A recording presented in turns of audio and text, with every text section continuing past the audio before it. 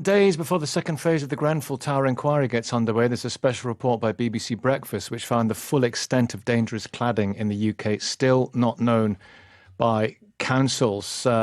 Alexi Di Giuseppe is from the Manchester Cladiators campaign against unsafe cladding. Alex, good morning to you. What was it like when it dawned on you that this cladding was on the building? Good morning. Thanks for having me. Yeah, incredibly startling. Obviously, it's not the news you kind of want to find in a letter. Compounded by the fact, obviously, we're faced with insurmountable bills that we just can't pay. The stress on everyone involved, physically, mentally, and financially, is staggering, quite frankly. And we need the government to act. Some people, the government have provided a fund. Some people are entitled to compensation. Yeah, that's correct. The government have put a fund for ACM together, but when I explain this, I like to package things up into three different areas. Right. There's ACM cladding, which was on Grenfell, which is the type that the government have put a fund together for. There's non-ACM cladding, which there is no fund for, and there's also general fire safety issues as well, which there is no fund for. So in actual fact, the government has only really solved a third of the problem, and that's why we're calling on government to act.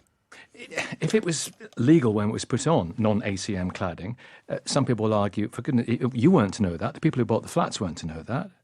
Or the people who live in the flats weren't to know that. Absolutely. We've bought these flats in goodwill and, legislation has changed. But, the government are the only people in our mind that have the power to legislate again in order to protect leaseholders from going financially bankrupt. I do understand, obviously, that when developers obviously built the buildings, things were, the materials used were by the by. But essentially, what we're trying to say here is the fact that the government are making tactical moves. They're not thinking strategically about the changes they're making that are impacting leaseholders' lives, and that is causing the stress. Is liability dependent on when the building was actually put up in the first place and how long the guarantee lasts?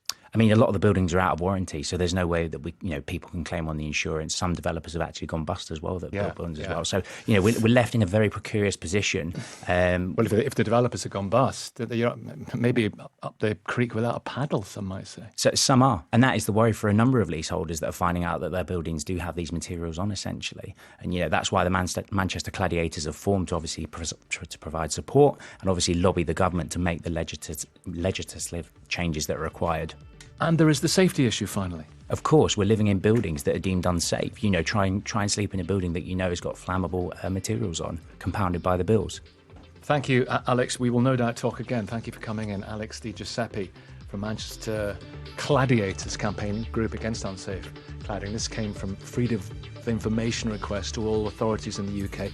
There are still 265 high-rise residential blocks in England with ACM cladding, and that was the type used on Grenfell, most in the private sector.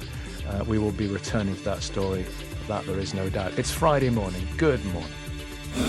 First for news and the best live sport. This is BBC 5 Live.